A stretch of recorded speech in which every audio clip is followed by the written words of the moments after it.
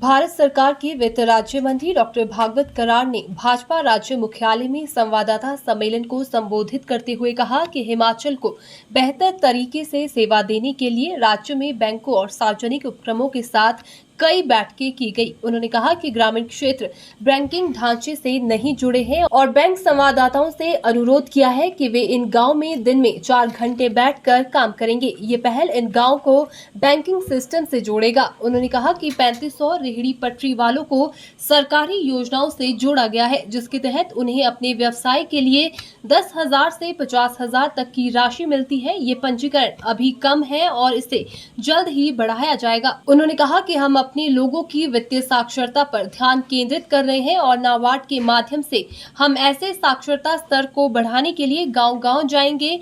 हम ब्लॉक स्तर पर वित्तीय साक्षरता बढ़ाने के लिए 12 जिलों के लिए 12 वैन उपलब्ध करवाएंगे। प्रेजेंट करते समय उन्होंने बताया कि इस स्टेट में 4 देहात ऐसे हैं जहां बैंक का कनेक्टिविटी नहीं है या सेंटर नहीं है।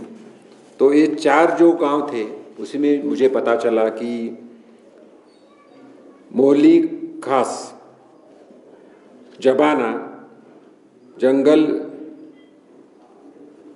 चड्डा और जंगल खाग, ये 4 गांव हैं।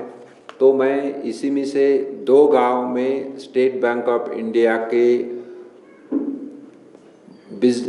बैंक करस्पॉन्डेंट जाके वहाँ हर दिन 3 से 4 घंटे रहेंगे और उसी के साथ कुछ 2 गांव जो है उन्हीं में जो कोऑपरेटिव बैंक के लोग जाके रहेंगे, उनका मैं आदेशित किया हूं और वहां भी बैंक एक्टिविटी जो 0 थी वो बैंक एक्टिविटी चालू का आदेश दिया है। लोगों को अलग अलग स्कीम के बारे में नॉलेज देना जरूरी है। पर्टिकुलरली जो लोग देहात में रहते हैं उनको स्कीम्स की पता नहीं है, इसलिए नाबार्ड और आरबीआई के लोग भी कल हमारे साथ थे।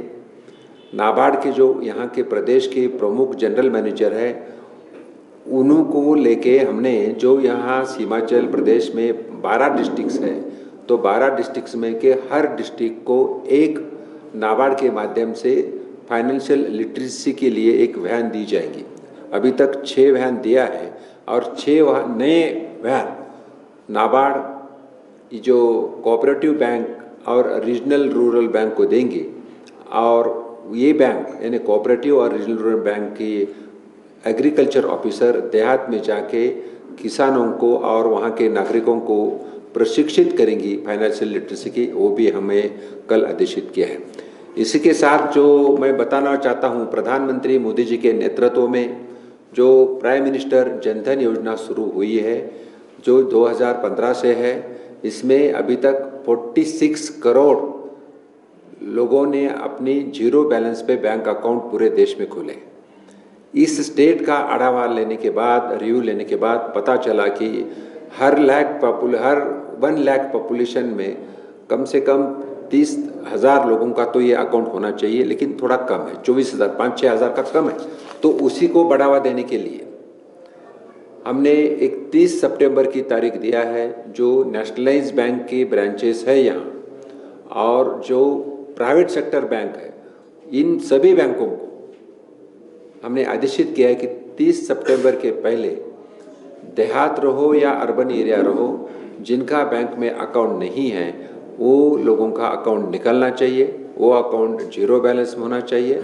और अगर उनको हेल्प बोल के जो डिस्ट्रिक्ट कलेक्टर यानी डिस्ट्रिक्ट मजिस्ट्रेट के पास इलेक्शन ऑफिस में जो वोटर्स लिस्ट रहती है और जो नए वोटर्स है जिसकी उम्र 18 साल से ज़्यादा है, तो नए वोटर्स का सभी का बैंक में अकाउंट कैसा खोले, इसलिए भी मैंने आदेशित किया है। इसी के साथ कल आके हमने प्राइम मिनिस्टर सुरक्षा बीमा योजना, प्राइम मिनिस्टर जीवन ज्योति योजना, प्राइम मिनिस्टर अटल पेंशन योजना, यानी इन लोगों को सिक्योरिटी कैसा मिले।